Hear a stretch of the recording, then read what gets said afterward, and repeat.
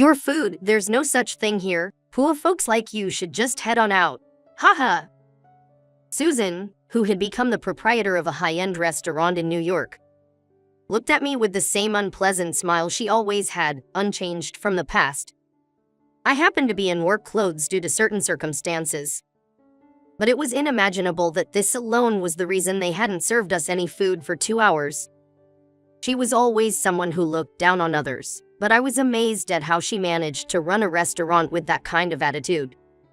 I turned to Mary, who was visibly upset, and said, "This was supposed to be a celebration of your 20th birthday, but it's ruined. Let's start over somewhere else."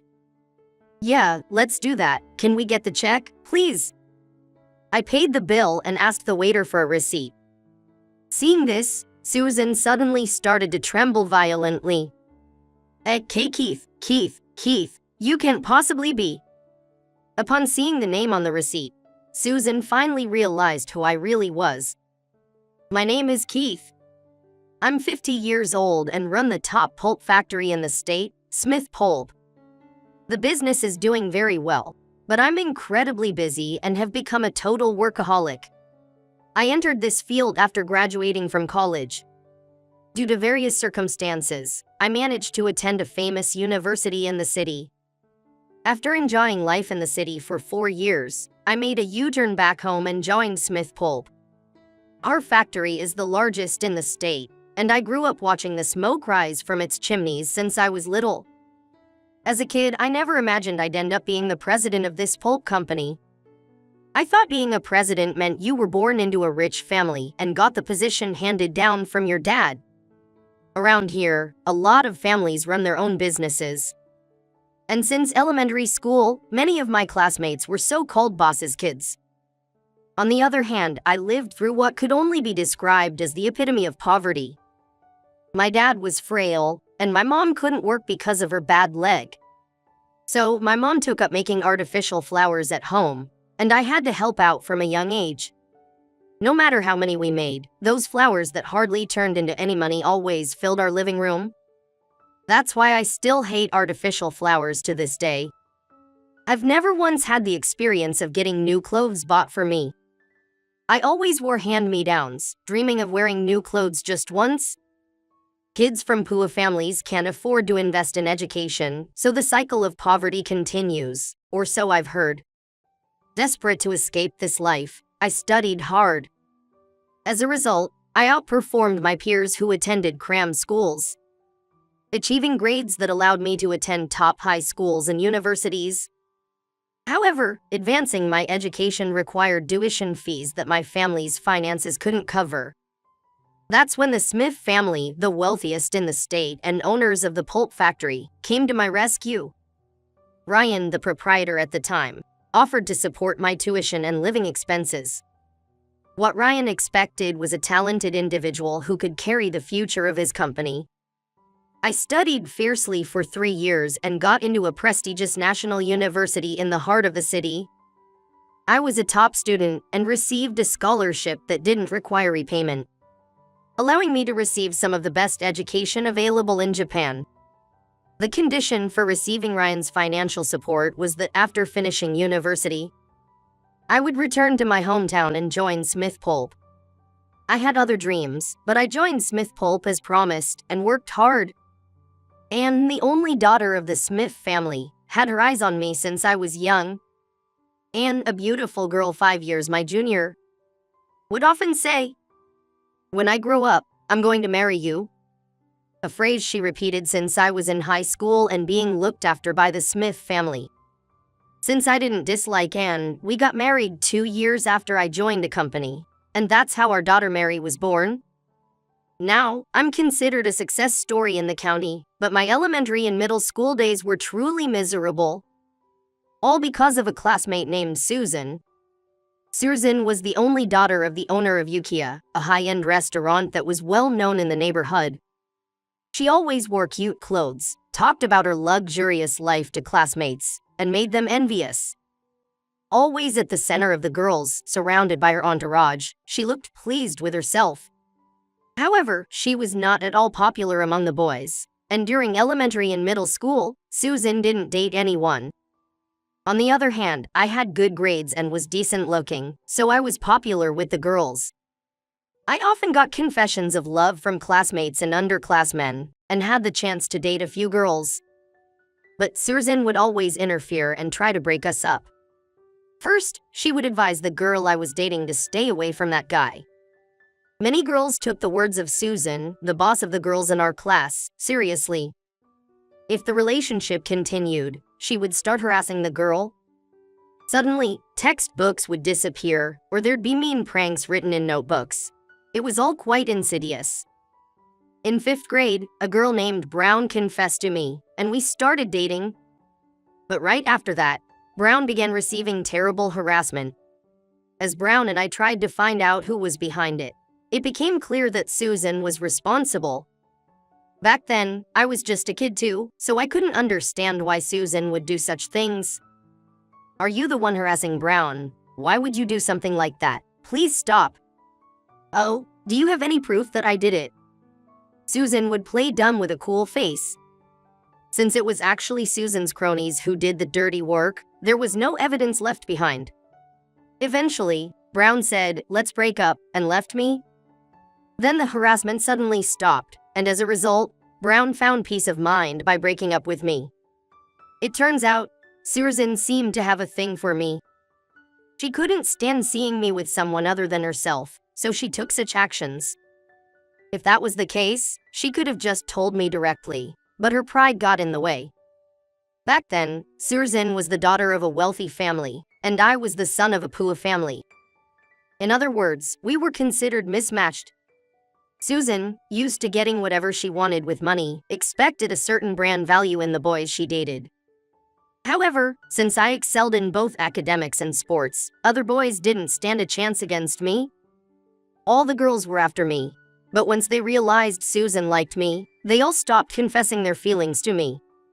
Eventually, I moved on to prestigious high schools and universities, losing any connection with Susan and gradually forgetting she ever existed.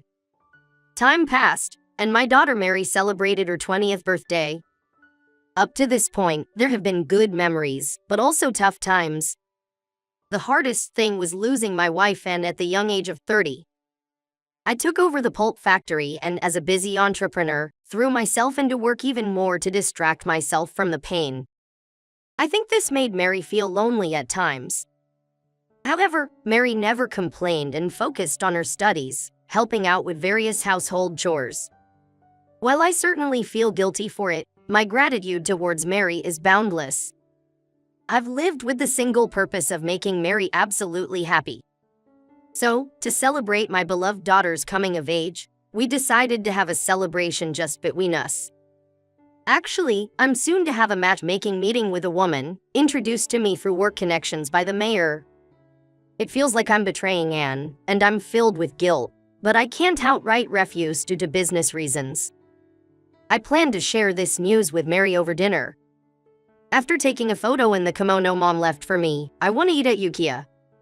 The food there is delicious, and the service is great, according to my classmate, Mary said. Hearing Yukiya made me instantly think of Susan's face. The last time I saw her was at middle school graduation. However, I also had a chance to see a recent photo of her. She looked a bit plump, and for her age of 50, was wearing a kimono that would be more suited to someone younger. Susan took over Yukiya from her parents and now works there as the proprietress. I only have unpleasant memories of Susan, so unless it's absolutely necessary, I don't want to see her. That's why I couldn't wholeheartedly agree to Mary's suggestion. How about Japanese cuisine? There's also a French restaurant that recently opened near the station that I'd recommend. We're going out in a kimono, so a Japanese-style restaurant would be more relaxing. We always eat Western food, so I'd like to enjoy some authentic Japanese cuisine for a change. With such insistence, I couldn't strongly object to her. I was afraid that saying too much might lead to an interrogation, which I also feared. When I called to make the reservation, a man answered, relieving me of the worry of having to speak directly with Susan. And then, the day of the meal arrived. On the morning of the scheduled meal with Mary, there was some minor trouble at the factory. I was swamped dealing with the trouble all day, and time flew by in a blink. By the time everything was somewhat resolved, I looked at the clock and it was 30 minutes before our reservation. Before changing, I took Ken's photo from the family altar and left the house. In my work clothes, I drove to Ukiah. Entering the grand gate, a path lined with meticulously pruned trees stretched ahead. Susan was the one who greeted me in my work attire.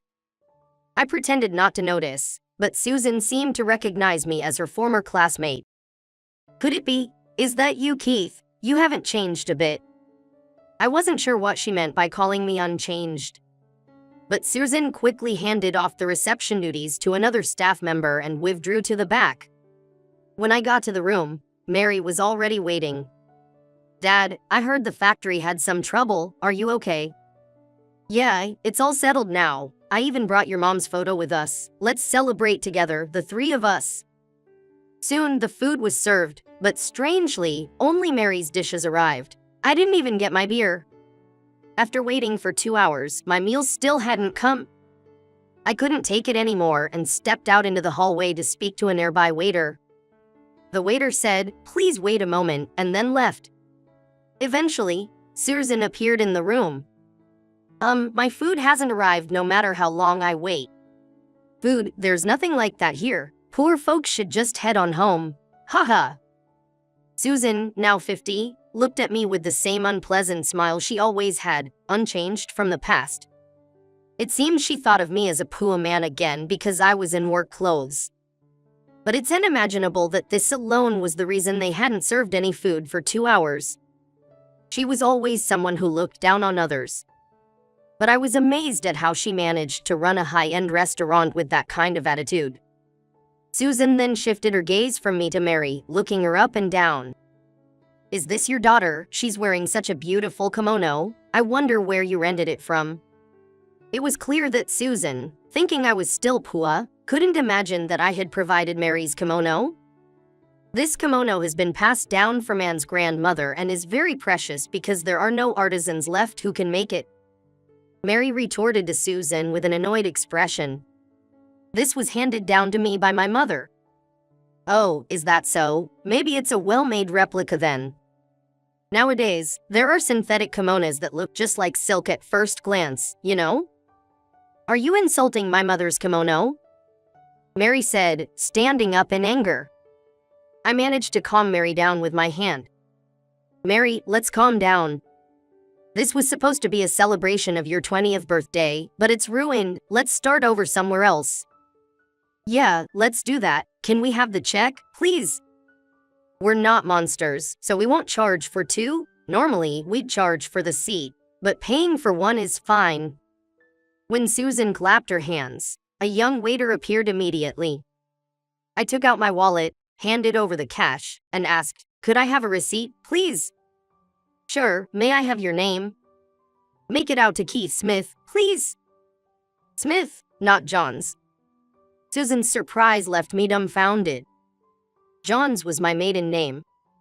When I married Anne, I became a son-in-law and took the Smith surname, but it seemed Susan, whom I hadn't met in a long while, didn't know that. I should have used the Smith name when making the reservation. But it looks like everything was left to the staff, and no proper check was made. Only a family that holds the top pulp factory in the county can carry the Smith name. Hearing my words, the waiter took out a sheet of paper for the receipt. Keith Smith, correct? We will only charge for one. Is that all right? That's fine. I haven't actually eaten anything. I really wanted to enjoy the food here, but it can't be helped. I'm very sorry for any misunderstandings that may have occurred. Ideally, it should have been Susan, the proprietress, apologizing, not the waiter. The waiter smoothly wrote the receipt and handed it to me. Seeing this, Susan suddenly started to tremble. Your last name's Smith. Are you, by any chance, involved with Smith Pulp? I'm not just involved. I'm currently serving as the president, I said. Upon seeing the name on the receipt, Susan finally realized who I really was. Far from being poor, I've become the wealthiest person in the region.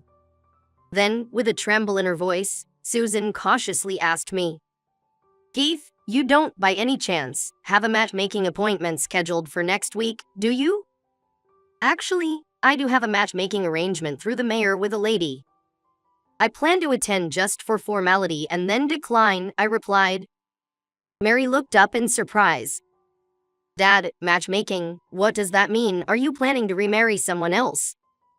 I was going to tell you today, Mary, but I didn't expect we'd wait 2 hours without our food being served, so I lost the chance. Don't worry, I planned to decline from the start. You don't have to refuse just because of me. If she's a good person, you could be happy. Dad, I wouldn't oppose it, you know? I couldn't help but chuckle at Mary's words.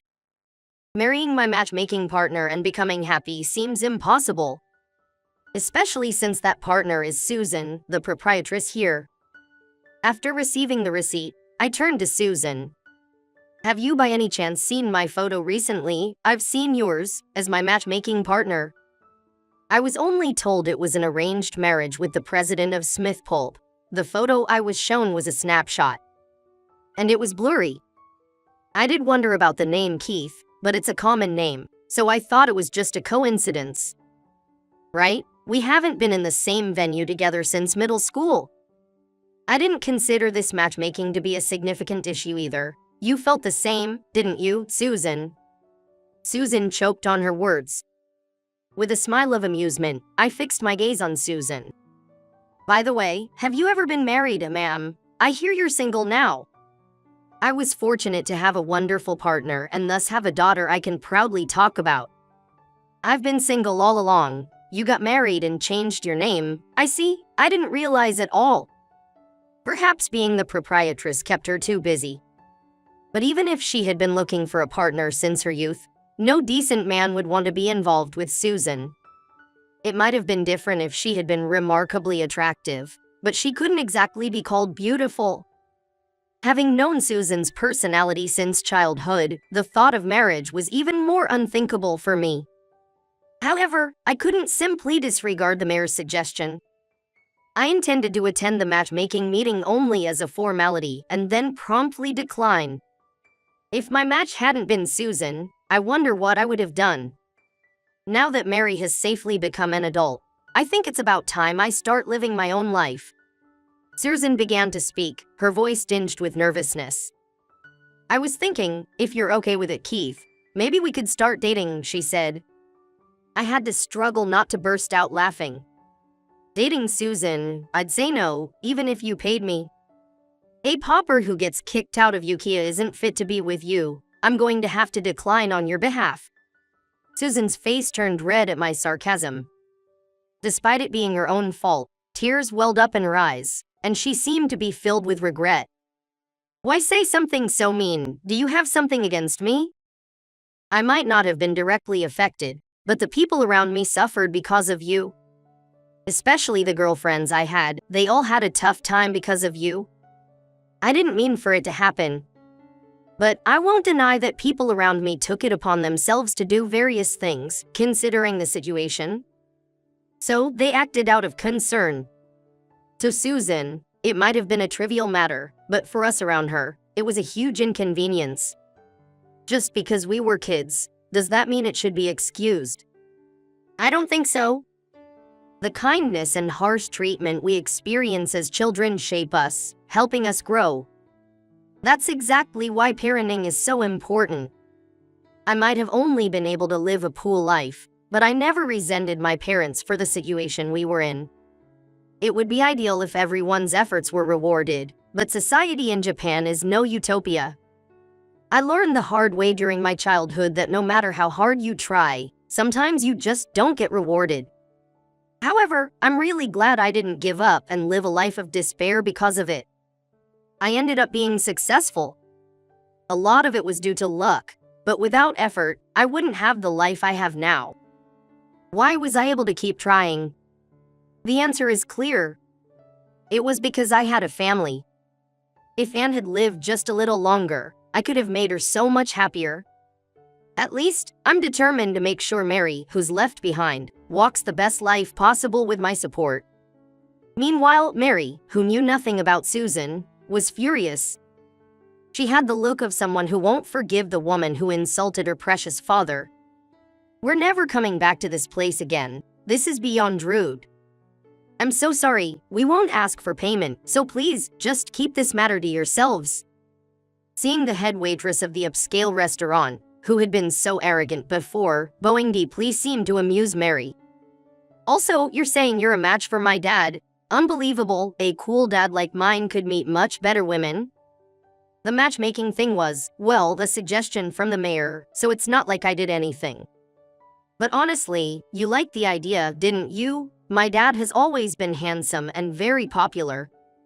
It's true there have been various proposals since my mom passed away. Susan's eyes widen in surprise. Is that so? I was in elementary and middle school with your father. He was smart and popular even back then. I see. So, Dad was popular even when he was a kid, then? Were you aiming for my dad too? Hearing Mary's words, Susan blushes. It's not like I was aiming for him. It seemed like your father wasn't much interested in me. I thought so. You're nothing like my mom. Not pretty at all. I'm truly glad to be my mother's daughter. Susan shrunk back, forced to endure Mary's words with her plump body. I was quietly listening to the two of them, but I felt Mary was getting a bit carried away, so I gently reprimanded her. Mary, that's too much. Everyone has their own charm, unrelated to conventional beauty or ugliness. It could be their kindness or a beautiful smile. I didn't marry your mother because she was beautiful. Really, then, what did you love about Mom? Your mother always considered others' feelings before her own problems. That's why everyone around her was happy. Having such a partner made me the luckiest man in the world. Tears overflowed in Mary's eyes.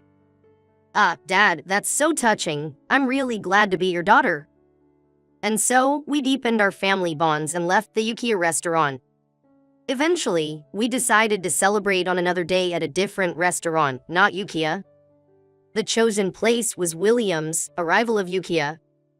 Williams had also gone through a change of management. And Jessica, who is 2 years my junior and from the same school, is now the proprietress. By that time, the fact that Ukiya had driven us, the town's influential figures, away, had become well known. I'm really happy that you chose our restaurant. We've always been overshadowed by Ukiya, but our reservations have been increasing. Seeing Jessica's beaming face, I felt mixed emotions. I had never imagined my actions would have such an impact on those around me. Until now, it was customary for local companies and organizations to use Ukiya for events. However, lately, this has shifted to Williams. As things stand, I'm getting worried about Ukiya's future. And indeed, my worries soon became reality. One evening, several customers who ate at Ukiya became ill with food poisoning. Ukiya was temporarily shut down for an investigation, which suggested that food management had been lax. Having rested on the laurels of its reputation as an established upscale restaurant, it faced criticism from customers who suspected that both the quality of its food and service had declined. This became news on local television, and Ukiya's reputation suffered. Even after reopening, customers did not return, leading to ongoing financial difficulties. Attempts to introduce new menus and change chefs did not improve sales. Eventually, a year later, Ukiya closed its doors after a century in business. With Ukiya's closure, Susan lost her job. At 51, one could say that's still young. But the pride of having been the proprietress of a traditional restaurant was hindering her job search. Everyone in the neighborhood knew about Susan's situation, so she had nowhere to turn for work. Eventually, Susan left town as if fleeing. Rumor has it that she's working at a hot spring inn in the Northeast, doing tasks like carrying trays and guests' heavy luggage, which must be becoming difficult at her age. I hear the inn's proprietress is a whole generation younger than Susan. Having her pride shattered, she must be going through both mental and physical hardship. I can't help but worry if she's resorting to her old ways of dealing with people. At the very least, I hope she's being kind to those less fortunate. I had a bit of a change too. As mentioned earlier, thanks to the mayor, there was talk of an arranged meeting with Susan, but it fell through. Then the mayor found someone new for me. It seems the mayor is dead set on getting me married to someone, no matter what. The new person is Jessica, the proprietress of Williams, the rival restaurant Yukia. Since this is all happening so close to home, the news quickly reached the employees and Mary.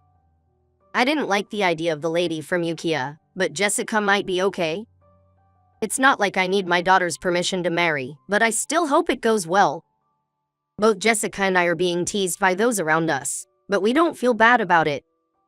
If we decide to get married, I plan to visit Anne's grave with Mary and Jessica, the three of us together.